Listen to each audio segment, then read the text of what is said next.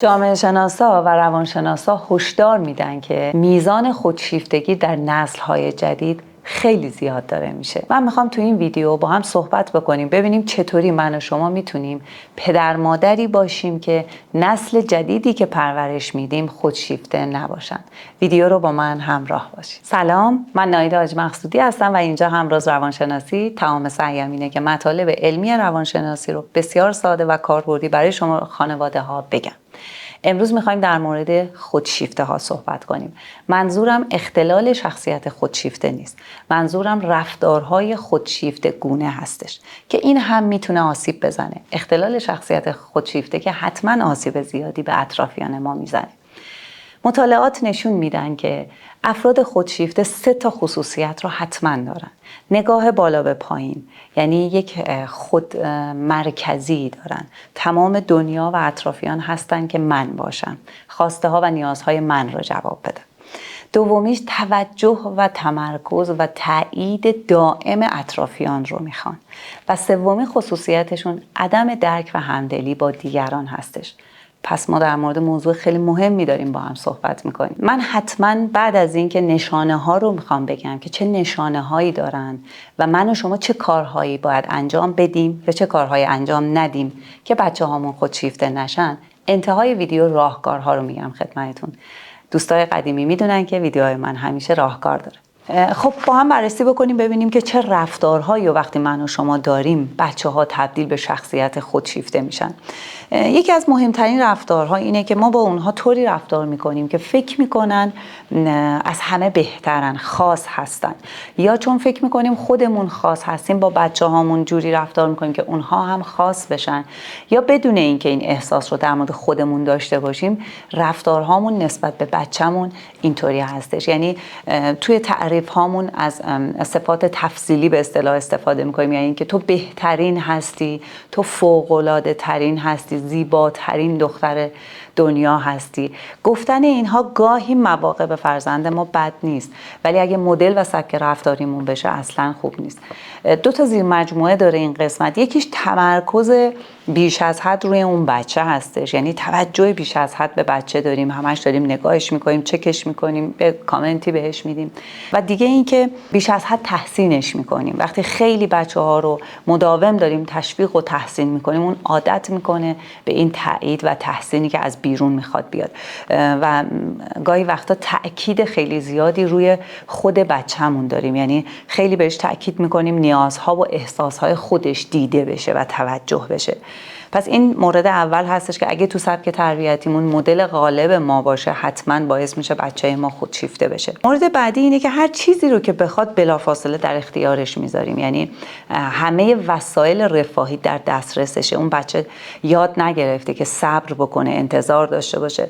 البته اینو بگم فقط وسایل رفاهی نیست، توجه ما، محبت ما، بودن ما.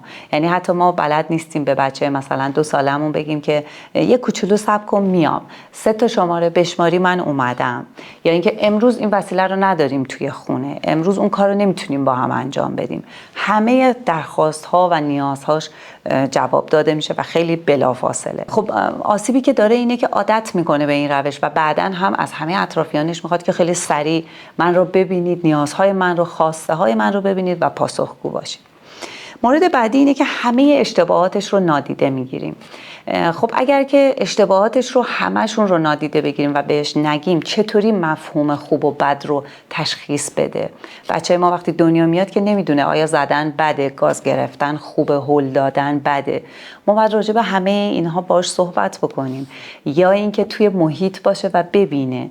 پس من خودم هم ویدیویی دارم که یه جایی میگم کلمه تغافل که یه کلمه عربیه، میگم این تو ذهنتون باشه، این یعنی آگاهانه سکوت کردن و ندیدن و کامنتی ندادن. ولی اونجا من میگم در 90% مواقع که اون رفتار آسیبی به بچه ما، به اطرافیانش و به محیطش نمیزنه. یعنی یه فرمولی داره. پس اگر ما احساس میکنیم یه جایی باید کامنتی به بچه‌مون بدیم چون که رفتار اشتباهی داره که داره به خودش آسیب میزنه یا به دیگران، باید حتما بهش بگیم. البته خب نحوه گفتن باید کودکانه باشه و سرزنش نداشته باشه. مورد بعدی اینه که خیلی افراطی محافظت میکنیم از بچه ها. نمیذاریم ناکامی رو بچشن، نمیذاریم شکست رو بچشن، نمیذاریم بیفتن زمین، نمیذاریم وقتی بزرگتر هستن اشتباه کنن، خطا کنن. وقتی این اتفاقها کنار هم بیفته، این بچه از خودش توقع نداره که همیشه موفق باشه و وقتی همیشه موفق هست و ناکام نبوده، شکست نخورده، فکر میکنه که یه آدم خاصیه. پس بعداً سلامت روانش تضمین میشه اگر که ما موفقیت ها و شکست ها رو بذاریم که تجربه بکنه. مورد بعدی اینه که کمبود تجربیات اجتماعی، یعنی ما فرصت نمیدیم به بچه هامون که در کنار آدم های مختلف باشن.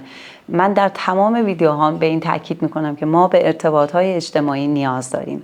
اگر نزدیک اقواممون هستیم، رفت و آمد با اقوام، اگر نیستیم، مهاجرت کردیم، دوستای خوبی رو باید جایگزین بکنیم، چون اونطوری بچه هامون با آدمهای مختلفی در ارتباطن. احیانا 3 تا 5 تا 6 تا خانواده دوستای ما رو میبینن یا خانواده اقواممون رو، بعد اونجا نیازهای مختلف رو، احساسات مختلف رو، رفتارهای مختلف رو میبینن و میتونن درک بهتری از رفتارهای مختلف آدم‌ها داشته باشن. مورد بعدی نادیده گرفتن نیاز و احساس دیگران هستش. تصور کنید خیلی وقتا خانواده ها رو من خودم میبینم، مثلا تو رستوران خانواده به بچهش نمیگه که داد نزن، سر و صدا نکن، پاتو به صندلی نکوب، و میبینیم طولانی مدت برای 5 دقیقه، 10 دقیقه، 20 دقیقه اون بچه داره یه رفتاری رو انجام میده که اطرافیان ناراحتن. خب بد نیست که ما بهش بگیم که بقیه هم اومدن که اینجا در آرامش غذا بخورن، پس احساس بقیه رو به فرزندمون انتقال بدیم. یا گاهی وقتا بد نیست که به بچه‌مون بگیم که اگه معلمت خسته بود، اگه بی‌حوصله بود، اگه عصبی بود، پیش میاد معلم تو خسته میشه، طبیعیه، تعداد بچه‌ها زیادن. یا بعضی از آدم‌ها بعضی از روزها تحملشون میاد پایین، عصبی میشن. پس توجه بکنیم به نیازها و خواسته های آدم هایی که اطرافمون هستن. آیا این رو به بچه‌مون آموزش میدیم یا نه؟ مورد بعدی ایرادگیری مداوم از بقیه هستش. خیلی از خانواده ها مدلشون اینه، از خونه خاله میان وای مبلاشو دیدی، از خونه عمو میان ای بابا عمو اینا هم چه فیلمایی میبینن، یا در مورد دوستشون کتونیش چه رنگی داره، چه لباسایی انتخاب میکنه، چه حرفایی میزنه. تمسخره. همیشه اطرافیان یه ایرادی وجود داره که ما از اونها بگیریم و مسخره بکنیم اون خانواده ها یا اون افراد رو. اینطوری داریم به بچه‌مون میگیم که ما خیلی پرفکت و بی ایراد هستیم و داریم پیام اشتباهی رو بهش میدیم. مورد بعدی سبک دلبستگی هستش. روابط اولیه‌ای که یک کودک با نگهدارنده اصلیش یا مادرش داره یا مادر و پدر داره رو ما بهش میگیم سبک دلبستگی، که میدونید احتمالاً در موردش مطالعه دارید. خیلی ما دلبستگی رو بیشتر از وابستگی بهش نیاز داریم و سالمتر هست. وابستگی زیر مجموعه دلبستگی هستش. زمانی این دلبستگی به شکل خوب و کامل شکل میگیره و به اصطلاح میگیم دلبستگی ایمن شکل میگیره که نگهدارنده یا مادر خصوصیاتی رو داشته باشه و به فرزندش این پیام رو بده که من همیشه هستم، من در دسترس نیازهای تو هستم، پاسخگو برای نیازهای تو هستم و اینکه من تو رو دوست دارم، من تو رو به اندازه میبینم، به اندازه توجه میکنم و بهش عشق بده، احساس امنیت بده. وقتی اینکه این نیازها به اندازه کافی باشه، دلبستگی ایمن ایجاد میشه. اگر این نیازها ایجاد نشده باشه تو کودکی، یعنی من و شما نتونیم این دلبستگی رو ایجاد بکنیم، در بزرگسالی به احتمال زیاد بچه‌ها دلبستگی ناایمن دارن و یکی از کارهایی که میکنن به اصطلاح بهش میگیم جبران افراطی، یعنی اون توجهی که کمبود توجهی که درون خودش داره، کمبود احساس ارزشمندی که درون خودش داره رو به شکل خودشیفتگی نشون میده. یک جبران افراطی صورت میگیره. و اما بریم سراغ راهکارها. قبل از اینکه راهکارها رو بگم، اگر تا اینجا ویدیو رو دوست داشتید، کمک بزرگی به من میکنید که ویدیو رو لایک بکنید. با لایک های شما طبق الگوریتم یوتیوب افراد بیشتری این ویدیو رو میبینن. متشکرم. عرض کردم ابتدای ویدیو که روانشناسا و جامعه شناسای بزرگی در این زمینه مطالعات و تحقیقات دارن، خصوصا در دهه‌های گذشته. یکی از بزرگترین روانشناسا که بیشترین تحقیق رو در این حیطه داشته، ژان توینگ هست که میگه ما 2 تا کار باید انجام بدیم تا بچه‌هامون خودشیفته نشن: تحسین به اندازه و توجه به اندازه. ایشون هم مثل خیلی از روانشناسای دیگه احساس خطر میکنه و هشدار میده و میگه من مطمئنم که اگه سبک تربیتمون درست باشه بچه‌ها شخصیت‌های خودشیفته نخواهند گرفت. من هم میخوام با توجه به مطالعاتی که داشتم و تجربه کاری خودم 3 راهکار رو بگم خدمتتون. خیلی هم آسون هست و در دسترس شدنیه. یکی از مهمترین هاش و اولینش اینه که به اندازه تحسین و تشویق بکنیم بچه ها رو. دومیش آموزش همدلیه. لطفاً به بچه هاتون یاد بدید که احساسات دیگران رو درک بکنن. ابتدا احساسات خودشون رو درک بکنن و بشناسن و بعد هم توجه به احساسات دیگران داشته باشن.